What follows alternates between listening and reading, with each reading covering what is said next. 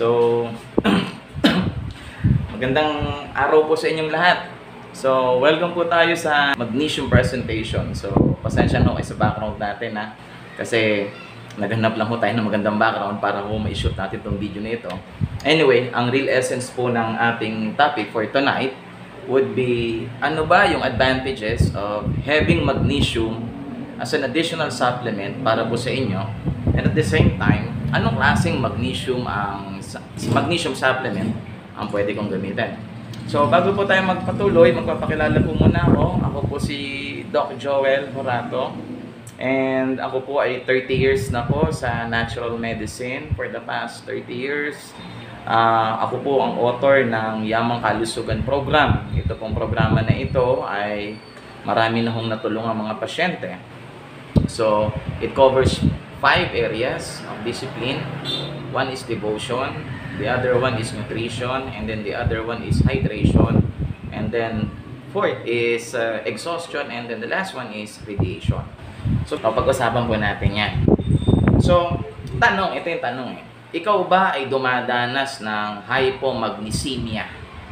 Ang hypomagnesemia po ay isang imbalance, electrolyte imbalance. Ibig sabihin, kakulangan po ito ng mga minerals na may kinalaman po sa electrical current ng katawan. And every time na bababa po yung electrolytes ng ating katawan, nagkakaroon po tayo ng problema, tinatawag po na hypomagnesemia. Right? So, ano ito? Hindi na ho natin ito pag-uusapan sa mas malalim at mas mahabang perspektibo at medical term. Mas maganda ho ilatag natin sa inyo, ano ba yung signs and symptoms ng magnesium deficiency o yung kakulangan ng magnesium sa katawan? Well, meron ho tayong 7 signs and symptoms na po pwede nating silipin kung tayo po ay kinakapos ng magnesium sa ating katawan, sa bloodstream po natin. Ang magnesium deficiency po, or kilala sa pangalang hypomagnesemia, ay hindi masyadong napapansin.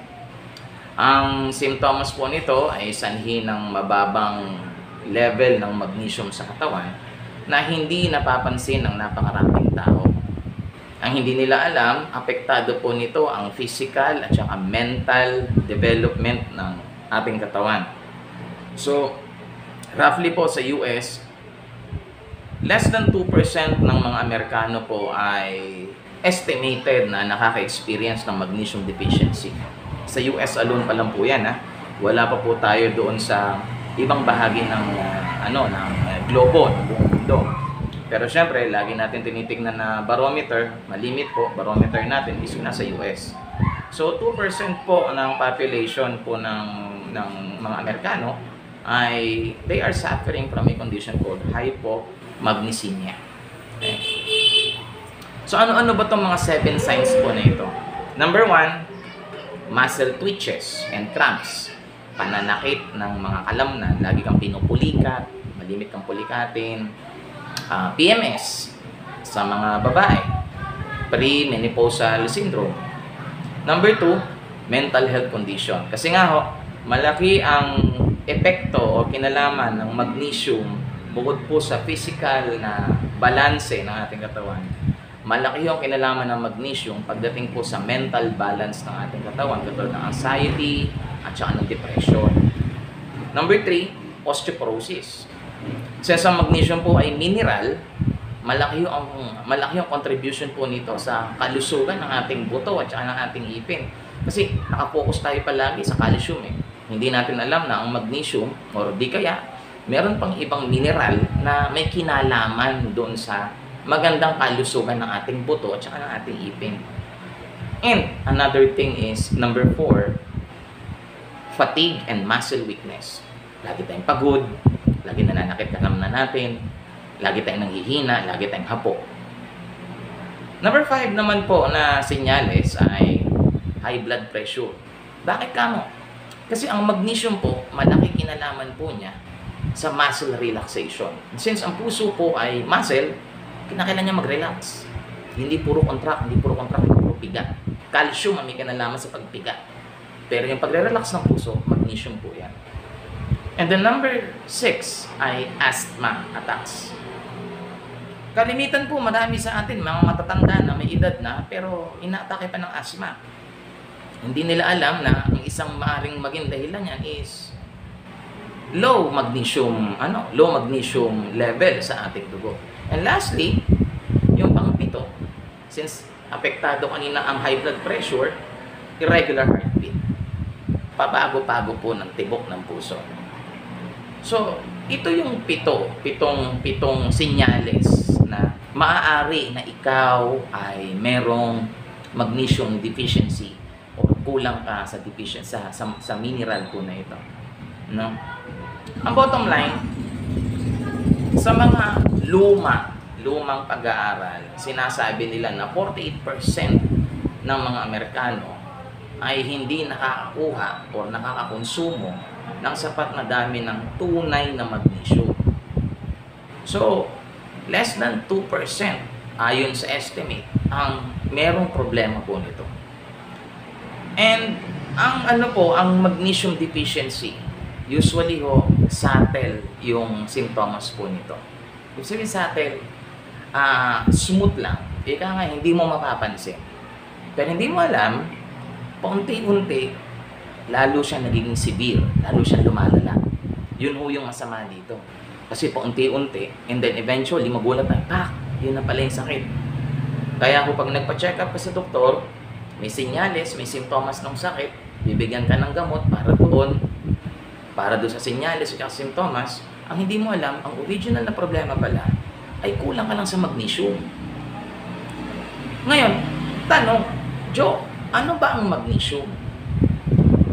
Ang magnesium po ay isang klase ng mineral sa periodic table of elements. Ang ating katawan po ay maraming minerals. We are composed of several minerals. Tawag nga ho dyan, CHON. Carbon, hydrogen, oxygen, nitrogen. Yan yung 4 na primary minerals na bumubuo sa katawan natin. Hindi pa kasama dyan ang iron, sulfur, calcium, yung buong skeletal system po natin, buong buto natin, buong ipin natin ay binubuo ng calcium. Pero ang magnesium po ay isa sa mga mineral na kinakailangan ng katawan. Actually, ito yung pang-4 na mineral na napakarami sa ating katawan. Minemaintain ng ating katawan na siya yung pang-4 na pinakamaraming mineral. Kaso, because of lifestyle and diet, hindi natin nasusustain yung level niya na pang-4 siya. Kalimitan bumababa. And then, siya yung pangalawang pinakamaraming mineral sa intracellular fluid po natin. Ibig sabihin, siya yung mineral na mas marami na natatagpuan sa labas ng ating cell. Ang ating cell po ay may tubig. May tubig sa loob, may tubig sa labas. Yung tubig sa labas ng cell natin, marami hong magnesium dyan. Kasi meron siyang purpose doon. Pag bumaba yung level ng magnesium doon sa tubig, sa palibot ng cell, nagkakaroon po tayo ng problema. Ang magnesium po ay kinakailangan para sa enzymatic action. Ano yung enzymatic action? Ang enzyme po, ito yung nagsisilbing kuryente o pinaka-spark plug, pinaka-fuse box, o di kaya pinaka-circuit breaker ng ating katawan. Pag walang enzyme, hindi natin magagalaw ang daliri natin. Yan ang spark plug para gumalaw ang lahat ng cells. At malaki kinalaman ng magnesium sa pag-iral o paggalaw ng spark plug po na yan. At the same time, supports normal muscle and neurological function. Tumutulong, ginagamit ng katawan, ang magnesium para humaganda yung muscular function po natin ng ating katawan. Sabi ko kanina, malaki kinalaman ng magnesium pagdating sa muscle relaxation, pag-relax ng muscles. And at the same time, may malaking kinalaman ng magnesium pagdating po sa mental capacity. Maraming pag-aaral na nagsasabi na ang magnesium ay may malaking kaugnayan sa depression, anxiety, and autism. At ang magnesium po ay ginagamit ng katawan para idikit yung mga nucleotides, phosphate, at saka mga nucleic acid sa ating katawan. Ang katawan ho natin ay binubuo ng DNA. Ang DNA po, yun ang blueprint ng katawan. Para mabuo ang blueprint, kinakailangan po natin ng materyales, siyempre papel, tinta, pangguhit, sukatan, katulad ng ruler. So, yung ating DNA, para mabuo siya ng maayos, kailangan naman niya ng nucleotides, phosphates, at saka nucleic acid. Malaki ang kinalaman ng magnesium para ho maayos po ito. And, lastly, ginagamit ng katawan ang magnesium para ho sa DNA replication. Yung blueprint na naayos, ito-duplicate po yun. Maayos ito, magiging maayos yung duplicate. Kung sira ito, sira yung duplicate. Sa pamamagitan ng magnesium, naayos ito, kaya maayos ito. Sa pamamagitan ng magnesium, nagdo-duplicate yan. Naduduplicate natin yung healthy na DNA. So, question. Ikaw ba, kaibigan, sa kalagayan mo ngayon? Naghahanap ka ba ng paraan para ma-improve mo yung nararamdaman mo ngayon? Kasi baka mamaya magnesium deficiency ang nararamdaman mo. So, madaming lumalabas sa labas. Marami sa Facebook, marami sa internet, sa Lazada, sa Shopee, at iba't-iba na mga online platform. Marami naglabas ang tinatag ng magnesium oil spray. So, bago tayo pumasok doon sa benepisyo ng magnesium oil spray, alamin muna natin kung ano yung magnesium oil spray. Unang-una, ang magnesium oil spray po ay galing sa concentrated na magnesium chloride. Hindi talaga to oil, hindi talaga to langis. Tubig po ito. Yung tubig po na ito, distilled water siya, nilalagyan po siya ng magnesium chloride. Magnesium salt. Salt po yun. Then, tutunawin siya doon sa distilled water at yan na po yung inyong magnesium spray, oil spray. Oil siya in a sense na kasi para siyang madulas. Kasi nga, dahil puno siya ng minerals, kaya dumudulas po siya. So, ang magnesium chloride ay nanggagaling po sa natural sources. So, kung naghahanap ka ng mabilis na pamaraan at epektibong paraan para yung level ng magnesium mo na mababa ay iangat mo, mas magandang gumamit ka ng magnesium oil spray. Bakit po? Simple lang, kasi spray mo lang siya. Pag in-spray mo siya, automatically na-absorb siya. So ano ba ang benefits ng magnesium oil spray? Ngayong naintindihan mo na yan, pag-usapan natin ng una. Ang ginagawa ng magnesium oil spray, number 1, pinahuhupa niya, pinakakalma niya, o tinatanggal niya ang pananakit ng muscles, pangingirot ng muscles, at saka ang malimit na pulikat. Bakit? Kasi nire-regulate ng magnesium oil spray ang neuromuscular signal. Yung signal mula sa utak, papunta sa muscle, mula sa muscle, pabalik sa utak. Nire-regulate po niya yon. Ang tawag doon mga pain signals. Number 2, since pain ang pinag-usapan natin, isa pang malaking benepisyo ng magnesium oil spray ay napipigilan niya yung recurrence or yung eruption ng migraine, pananakit ng ulo. So itong pananakit ng ulo na ito, masakit ito, mabigat ito. Bakit po?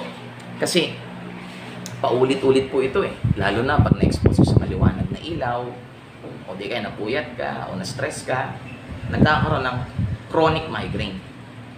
Ang magnesium oil spray po ay tumutulong para ho ma-control yung pangingirot or pananakit po or eruption or tinatawag na migraine attacks natin.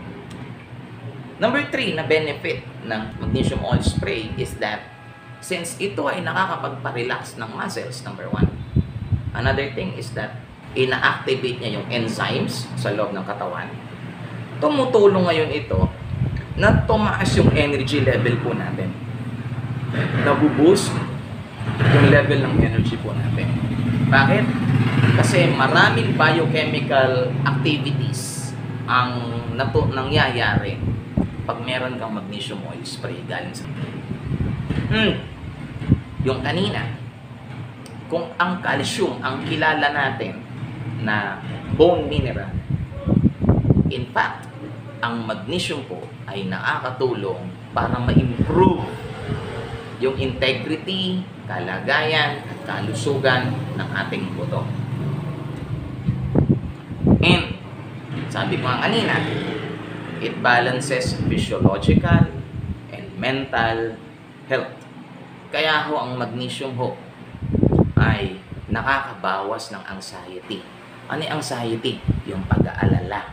Yung mapag-alala ka, kung tawagin hypochondriac. Konting kipot, iniisip mo may mangyayari. Konting kipot, iniisip mo may masama. Konting kipot, ganito. Konting kipot, ganyan. Stress ka sa mga bagay na kung saan hindi naman dapat. So, nai-ease out, nababawasan yung anxiety. Higit sa lahat, ito ang isang pinakamagandang benefit na nakukuha sa magnesium.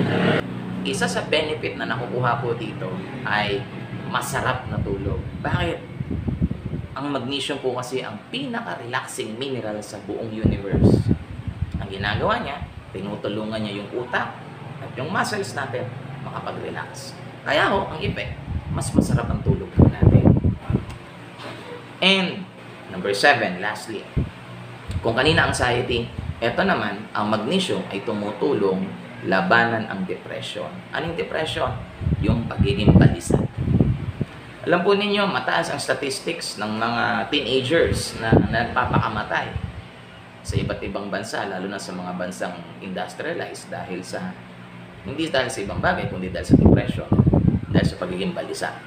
And with this condition, ay tumutulong na mabawasan or makorek ito pong problema po na ito. Ito pala yung pinaka-last. Nakalimutan ko. Since ang magnesium ay relaxing mineral at ang puso ay napo-contract, pumipiga, at bumubuka, nagre-relax, nai-improve ng magnesium ang kondisyon ng ating puso o ng ating overall cardiovascular health. Malaki na itutulong ng magnesium para ho makapag-establish ng magandang presyon at magandang kalagayan ng ating kalusugan pagdating po sa cardiovascular issues. And lastly, it contains anti-inflammatory benefit. Pag nasundan po ninyo yung mga ibang mga seminars ko, laging sinasabi, ang pinanggagalingan ng iba't ibang klase ng sakit ay isa lamang. Ang pinanggagalingan niyan ay chronic inflammation. Diabetes, hypertension, Alzheimer's, Parkinson's, name it. Ang common denominator ng lahat ng lifestyle diseases, walang iba kung hindi inflammation. Kaya ho, ang magnesium ay magandang-maganda panglaban sa inflammatory effect. So question, ready ka na ba sumubok ng magnesium oil? So muli po, ako po si Doc Joel Horato. Maraming salamat po and God bless.